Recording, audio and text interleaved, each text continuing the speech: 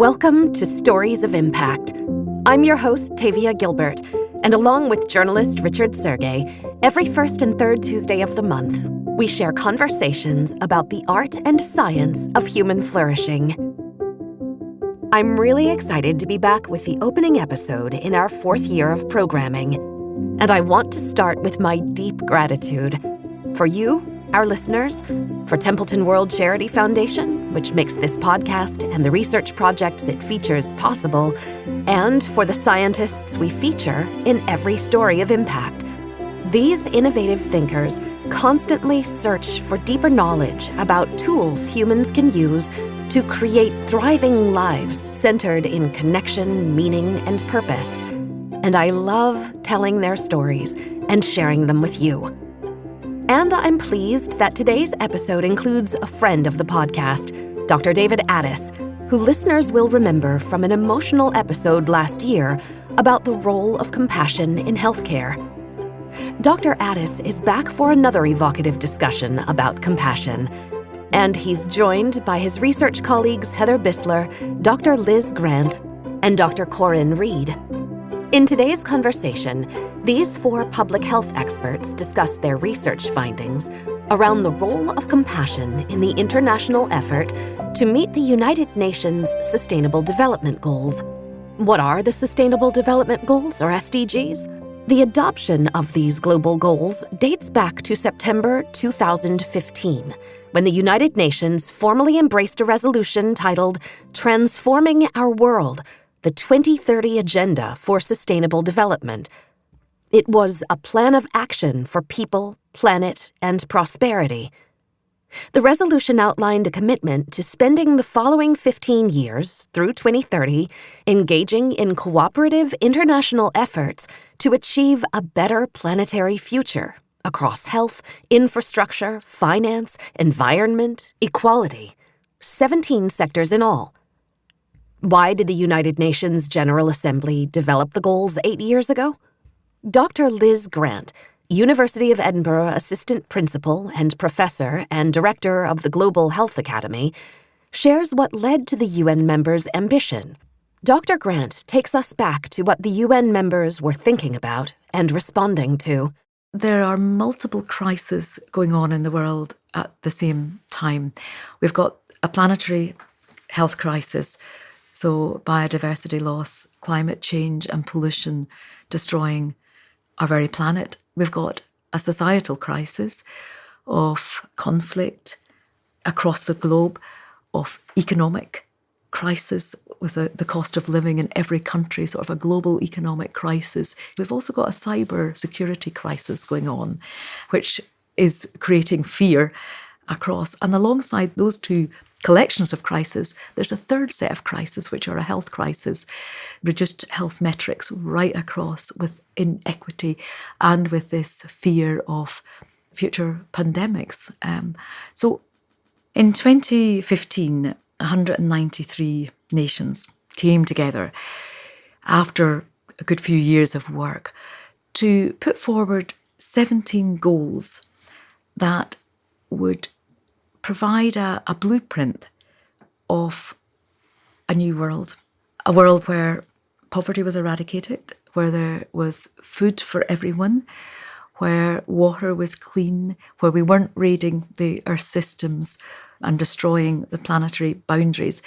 The Sustainable Development Goals are for every nation, recognising that every country needs to embed sustainable thinking, sustainable practice into the way the country functions and flourishes. So we're halfway through now, we're more than halfway through. They have targets and indicators for every goal. And while they're separate, the last goal, Goal 17, is a goal about partnership. So it's about saying to develop the goals, we have to work together. We have to fund the goals together. We have to understand what being connected means. But unless you meet all of them, you can't meet one of them. They are so interconnected. Heather Buesseler, Senior Compassion Advisor at the Focus Area for Compassion and Ethics, a project at the Task Force for Global Health, says that the goals were also A recognition of planetary suffering, of human suffering, and articulating how that shows up in the world. Public health expert Dr. David Addiss, director of that focus area for compassion and ethics, adds, Sustainable Development Goals address specific forms of human suffering, poverty, disease, inequities. And the Sustainable Development Goals are a systematic attempt to describe those forms of suffering, the factors that contribute to it, and the factors that can be brought together to alleviate those causes of suffering. Dr. Addiss believes that compassion is inherent in the goals, and that compassion should be centered in every discussion and decision about how the SDGs are met. So I see the Sustainable Development Goals as an expression of compassion and an attempt to deliver compassion in very tangible forms to alleviate specific forms of human suffering. I don't know all the details about how to bring compassion into the conversation. I think the first step is actually making the statement that compassion is an essential ingredient in the success of the Sustainable Development Goals. What is it about the virtue of compassion that makes it an essential ingredient for transformative action? Compassion is a dynamic force, says Dr. Corinne Reid, professorial fellow at the Global Health Academy at the University of Edinburgh. Contrary to popular view that compassion is just about warmth, I think it really gives you a clear-eyed focus on what needs to be done. And I think that's easily lost when the scale of the challenge is as large as the SDGs are. So compassion really commits us to thinking through from beginning to end, both the nature of the challenge, the inevitable impediments along the way, the scale of the task in overcoming the challenge, what will be required of us personally and collectively to address those challenges. And it's an activating force in that way, that there are not many things that can drive us to think outside of ourselves and our own needs for long enough to see through a commitment to a challenge of global scale in the way that is required for the SDGs. And compassion is one of the few things, I think, that can pull us outside of ourselves for long enough and persistently enough to make that journey. It's the engine room, if you like, of change. Dr. Addiss has the same idea. I see compassion more as the engine, the motivation, the source, than a particular tool. I see our many tools, whether it's a stethoscope or a surgeon's knife or a latrine, those are the tools of compassion. They're the manifestations of compassion. Dr. Grant offers her understanding of what compassion is and why it's so important. So compassion isn't pity. Compassion isn't just kindness or being nice. I use Monica Warline and Jane Dutton's definition of compassion. And they talk about compassion being a 4-part process, being able to notice suffering, to interpret it, to understand what is driving the suffering, how does it happen? And then this 4th component, to take action to alleviate suffering. So to notice is something quite significant. It's to look beyond our own assumptions and see what is there. It's feeling sorrow, feeling together an engagement, a sense that there is the suffering that someone else is experiencing actually is part of a suffering that I can enter into or experience if they allow me or if a system allows. The taking action to alleviate suffering is very much taking these 3 parts and saying, it's not enough, it's not good enough. And to be honest, if you see, notice, interpret, respond to suffering, you can do no other than take action to alleviate suffering. I am very happy with that definition of the 4 parts because I think it creates that sense of movement, adding into it the essence of being together. Often we can focus on the suffering but forget that the the art of compassion is working together with, as opposed to doing to people or speaking at people or trying to help. It's about being together to make a change. So that, for me, that definition encompassed or wrapped around with a strong sense of togetherness holds for compassion. Dr. Reid agrees with Dr. Grant's definition. So action is a very essential part of compassion. It's one thing to be concerned and to be empathic, but there has to be that action element, and it has to be a willingness to show fierce determination in pursuing what is an equitable goal by walking alongside another. So it's not pity, it's not about doing something to or for somebody else. Despite agreement about the definition of compassion between these four researchers, there is no one universal answer to the question, what is compassion, says Dr. Addiss. And that lack of clarity can create a lack of focus. The different disciplines, and even within disciplines, there are different definitions of compassion. One way of looking at compassion is it's a human response to suffering that seeks to alleviate that suffering. You could call it empathy plus action to alleviate suffering. I also think of compassion as what love does in the presence of suffering. But there are also neuroscience indicators. There are brain imaging techniques that allow you to look at the neural pathways of compassion, and certain parts of the brain light up when someone is experiencing compassion. So there's a lot of different ways to get at compassion, and what we lack is a universally validated measure of compassion in different settings. Buesseler will not allow her work in compassionate global health to be disrupted by the fact that there's no singularly validated definition or measure of compassion. She says, I really do see it show up as similar throughout the world. I think how it's talked about may be different, but if we can get over the semantics and the precise translation of the word compassion, when you really begin to explore what it means and how people embody it, to me, that's really where it begins to embody more of a universal value. I believe it has a re-energizing effect. And those who are committed to reimagining and rebuilding a better world, especially alleviating suffering through healthcare, need to be energized, says Buesseler. The most important step when it comes to compassion is taking action. And here again is, what the SDGs are doing. They've outlined the goals, the actions that we need to take in order to alleviate that suffering. And I mean, for these reasons, this is how we are really moving forward and recentering compassion within global health, which is also a discipline that really identifies suffering in the world and is taking actions in order to alleviate it. Can we see ourselves in another's shoes and how it affects them and relate to it ourselves? We need to understand the drivers of this suffering. We need to understand its consequences and really lay out a pathway to address them. Even though the 2030 Agenda identified targets to alleviate suffering nearly a decade ago, Dr. Grant says something fundamental in the work is missing.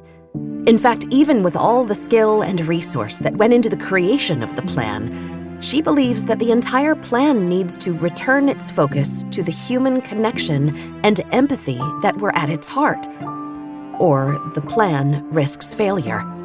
We have the knowledge, the technology, but something's happening. We're not doing this. We are like moving towards a cliff edge, and we can see the cliff and we know what's below, and we know that what's below, if we go over it, is disaster, and yet there's a sort of just a continual march towards it. The reason I think compassion is so important is that the bit that seems missing in the SDGs is this fundamental survival piece about care. If we cared enough about each other, if we cared about what's happening, not just to me and my family, or not just to you and your family here, or not just to the people in the US, or not just to the people in one country or another country, but if we cared what was happening in every country, if we cared what was happening to the planet, then we would make some difference. We would take action. The other thing that relates compassion to the SDGs is that behind every goal, there's suffering. We don't think about it like that. And I'm part of that whole community who speak about the stats, the figures, the indicators, the targets. But actually, all of them, behind them, are people who are suffering, people who have no food. Malnutrition is about not having enough food to live. Malnutrition, undernutrition means that children die. Poor health means that people scream in pain. People live their lives in agony. The climate crisis is meaning that thousands, millions are being displaced over the next while, losing everything they have. It's that level of suffering. And I think we have to be brought back to think about that, to take the actions that are necessary.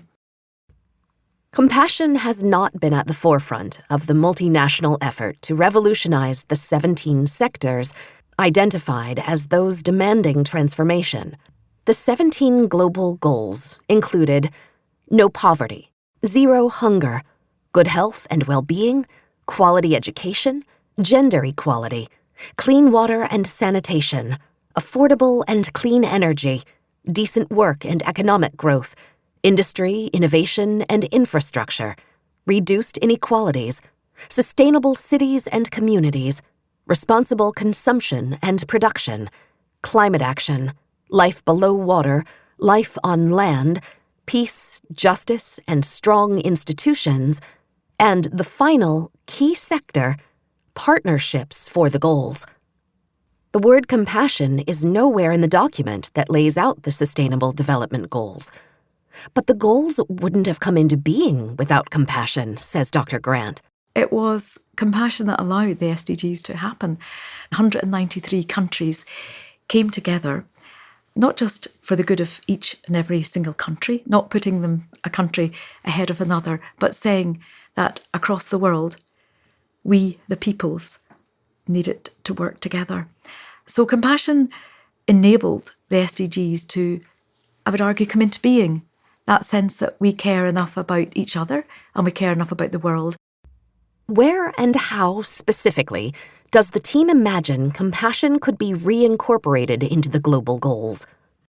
I think that we need compassion in every one of the SDGs. You may say, well, in the health SDG, that seems an obvious place. In education, it seems an obvious place. In employability. But actually, I think this is about designing with compassion and for compassion. If we design for compassion for every SDG, then we bring together an opportunity to create a new type of world together.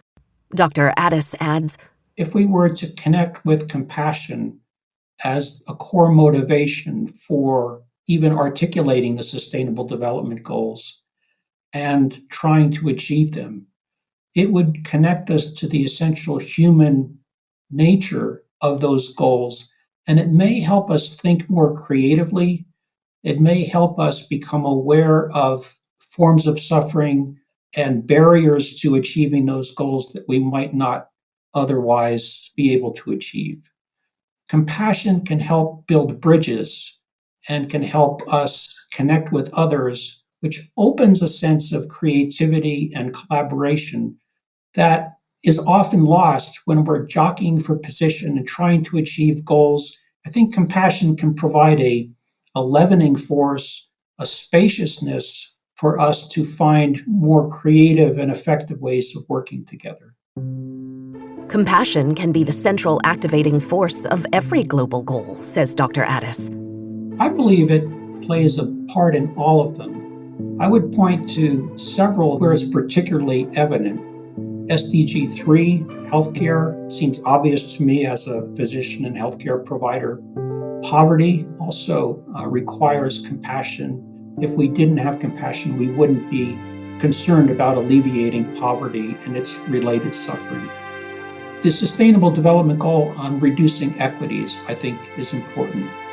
Another Sustainable Development Goal that I think we might not associate with compassion is Sustainable Development Goal 6, clean water and sanitation.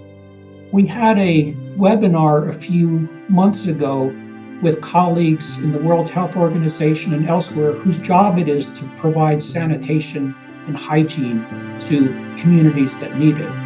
And it was fascinating to hear them speak eloquently about the role of compassion in animating their work.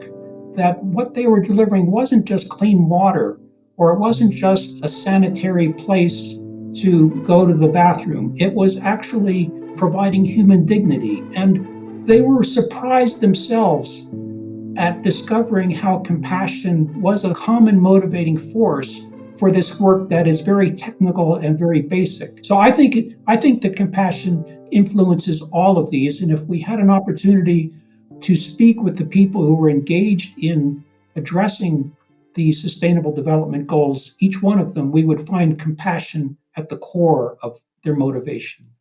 Buesseler says, I think it's critically important to connect compassion to the SDGs, because when we do, we can also see how each of the SDGs, which covers sectors as diverse from poverty, economic development, global health, education, life on land, life on water, peace, it helps us to understand how all of this suffering essentially is interconnected.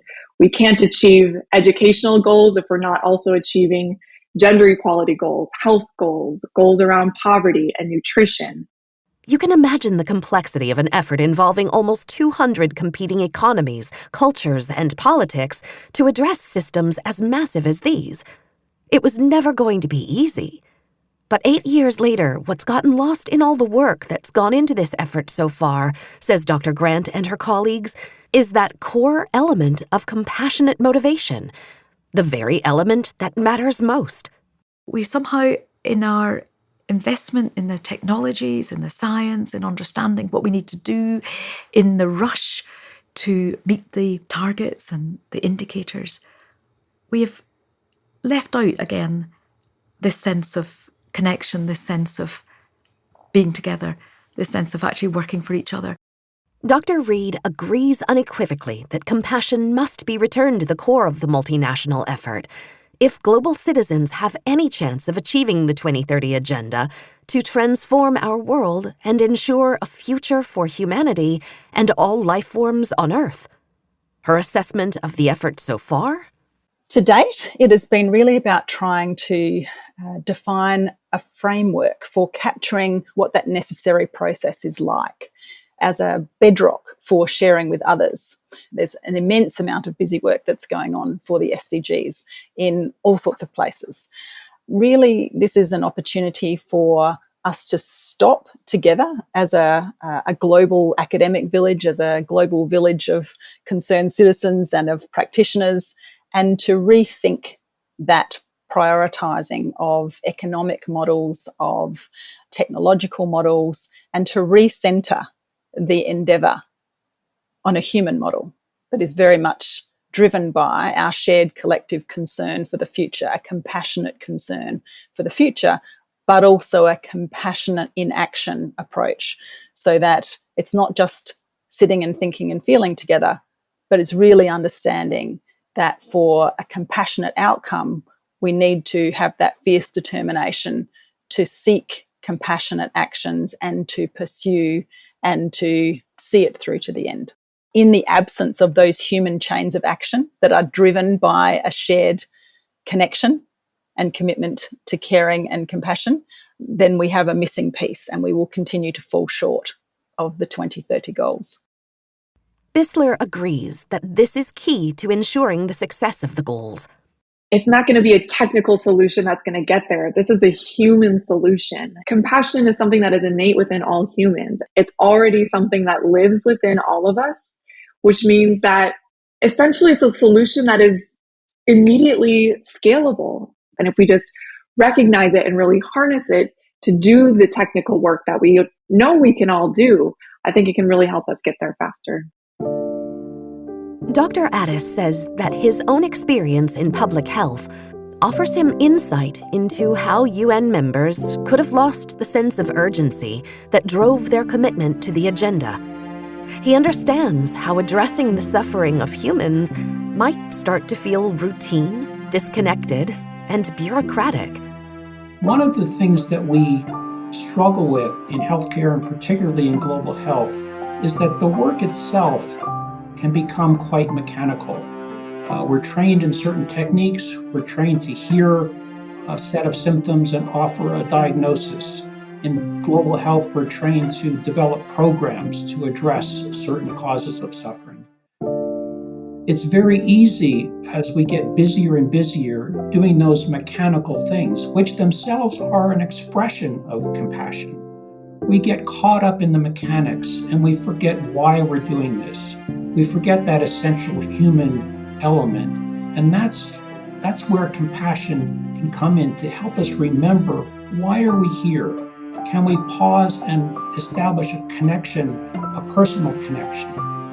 In a sense, it's a paradigm shift. In a sense, it's always been the basic motivation, but we've lost our way as the systems have become for-profit, technologically oriented, and particularly with COVID and all the challenges that brought. So in a sense, we're talking about remembering why we're here and then questioning the foundations of why things are so mechanical. Can we change the system in ways that makes it easier to come back to that essential compassionate impulse? So how can people keep vital work, like achieving the SDGs, from becoming mechanical? Again, Dr. Addiss answers that by drawing a parallel to his experience in public health. It means connecting as human beings.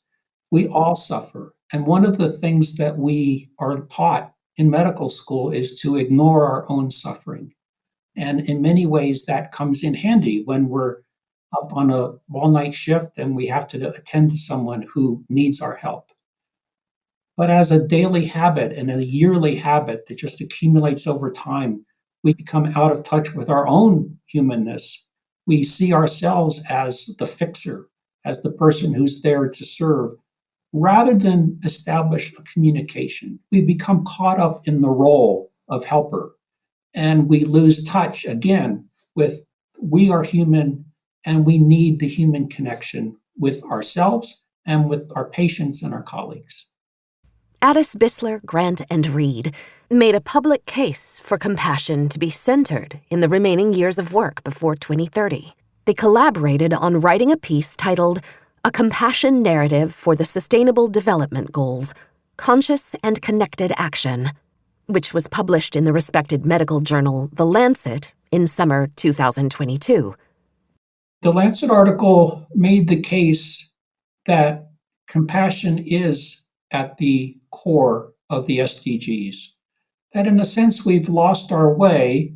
We have focused on the mechanical aspects of achieving those goals, which are absolutely necessary.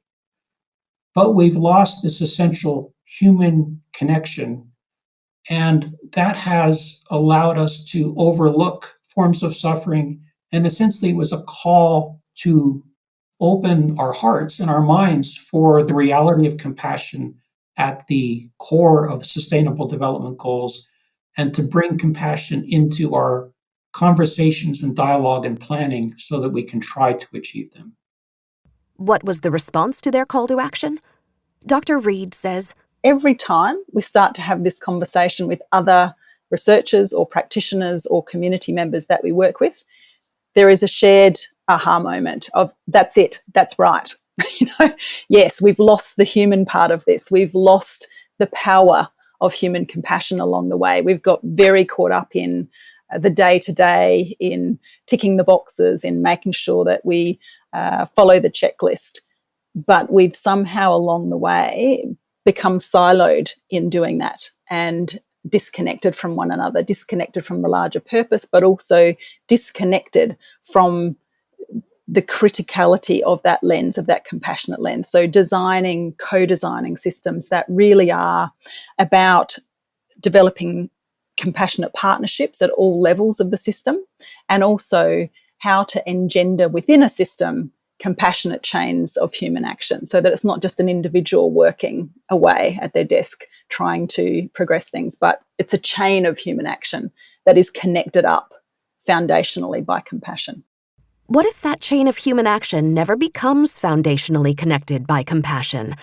And that undermines the achievement of the goals. What if the goals fail? Dr. Grant answers, So the implication of not meeting the goals is hugely serious. We are in the process of crossing a red line for a planet that will implode. Now that sounds very Armageddon-like and fearful, but there is a recognition that if the SDGs are not met, the reason they're not being met is because we're not putting the care that we need into each one of them, the care for people that we need. So the implications for compassion are that we've got to make compassion something that's not seen as an added extra, but that it's seen as the driver of life. It is the survival mechanism. Darwin actually talked about compassion. He used the word sympathy, but as you describe it, it's that sense of connectedness together. He said it's that has enabled the human race to survive. It's the one thing also that all of us have. It's the one free thing, the one component, the one way of being that we can all practice without anything additional. And in a world which is breaking and out of balance, to come into balance again in ourselves and with each other in that togetherness is absolutely imperative at this point. Is it realistic to imagine that the member nations will reprioritize? That they will reassess and center compassion over the coming years of work? Dr. Grant doesn't believe it will be easy to gain the buy-in of people in power, but she does think it's possible. I think it's realistic because it's not a cost mechanism. It doesn't need financial regulation. It doesn't need funding. It needs the leaders to come together to make that call, to say, we care enough about each other. We care enough about how each of these SDGs are impacting on people and planet. It also requires, I think, business leaders to speak up about compassion, to say this matters, that in a world where money has become the goal, or in a world where we have become in service to the economy, we've got to stand back and say, what would it be like to have the economy? What shapes and changes the very social fabric of who we are, how we live, to be in service of humanity and have those global assets that are our health and our education and the way we live, to have those shared for everybody, because if they were, then we all would benefit. Now, how do you do that when you're up against leaders who are destructive rather than constructive? I don't have a good answer other than recognising that compassion in action shows us that a world is very different, or could be very different. Recentering compassion would reinvigorate the remaining years of work on the Sustainable Development Goals. It would reprioritize collaboration, cooperation, and community. It would allow for greater meaning and purpose. I think it would put people in the forefront again. It would change this conundrum of what do we value in life and the values of our lives. It would, I hope, help change the way that we made political decisions, that we made economic decisions to deliver to the SDGs. So it would give us a more rounded, holistic view. You know, oddly, we're coming to that anyway, because with thinking about the climate crisis, there's such a movement now to actually think, what are the co-benefits if we invest in tackling the climate crisis? Could that also enable us to invest in reducing poverty, in alternative energy systems, in new employability, in improving health gains? So there is, in a way, I think, a movement that is around co-benefits, win-wins, that has at its heart compassion. Even within such a detailed document as the 2030 Agenda, with 169 targets across the 17 sectors, there's not much guidance about how to achieve any kind of partnership at all, even though that's key to the agenda's success. So this team of 4 global health researchers hopes that their understanding of the importance of compassion and the role of partnerships can help fill that leadership gap. SDG 17 is focused on partnerships as being core to the means of implementation of all of the other SDGs. But it's pretty silent on the way of working to develop strong partnerships. It's very much a transactional statement about needing more people in the room because of the scale of the task. And I guess what we are bringing to this conversation is that, in fact, those partnerships need to be courageous partnerships. They cannot be transactional partnerships. It won't be adequate for the scale of the problem. And so defining the nature of those partnerships is our entry point here, and that compassion is the thing, more than anything else, that drives powerful partnerships, that develops that potent social architecture, if you like, that is the heartbeat of significant change. UN members who set the goals were aware of how much the final sector, SDG 17, partnerships for the goals, would impact whether or not the goals could be achieved. Dr. Reid says that not only do members need to be reminded of their compassion, but they need to understand that thriving partnerships are compassionate, and it is only through thriving partnerships that the SDGs will be realized. Compassion is inherently relational. It presupposes that all solutions will involve you and another, that there is a sense of caring and connection for the other that is inherent to the idea of compassion. Whereas our traditional models very much have the minimum unit of consideration as the individual.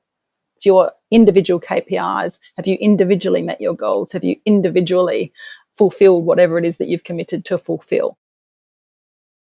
So the priority of all those working to meet the Sustainable Development Goals should be, how do you create a culture within partnerships that identifies, nourishes, promotes, recognises and celebrates compassion as an activating force from the beginning of a project through co-design, through implementation to the end, and also through to the legacy of the project. Compassion is going to be an important part of the legacy of the project so that future community challenges will have a resource, a human resource that is part of the legacy.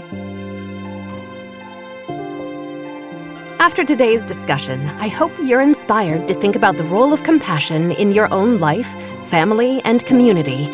I am. So we'll be back in 2 weeks with the second half of our conversation with Dr. Addiss, Dr. Reid, Dr. Grant, and Heather Buesseler about the power of compassion to help each one of us thrive as human beings. A quick announcement before we conclude. Templeton World Charity Foundation is sponsoring its second annual Global Flourishing Conference on November 29th and 30th. And the call for abstracts is now open, with a deadline of Friday, September 15th. TWCF invites abstracts from researchers, scientists, economists, entrepreneurs, educators, philosophers, technologists, theologians, activists, policymakers, and other stakeholders with a keen interest in human flourishing research and innovation. The conference will award 10 prizes of $1,000 each to top-scoring abstracts, as determined by the independent jury. You can find more information at humanflourishing.org/abstracts. If you enjoy the stories we share with you on the podcast, please follow us and rate and review us. You can find us on Twitter, Instagram, and Facebook, and at storiesofimpact.org. And be sure to sign up for the TWCF newsletter at templetonworldcharity.org. This has been the Stories of Impact podcast with Richard Sergey and Tavia Gilbert. Written and produced by Talkbox Productions and Tavia Gilbert. Senior producer Katie Flood. Music by Alexander Filipiak. Mix and master by Kayla Elrod. Executive producer Michelle Cobb. The Stories of Impact podcast is generously supported by Templeton World Charity Foundation.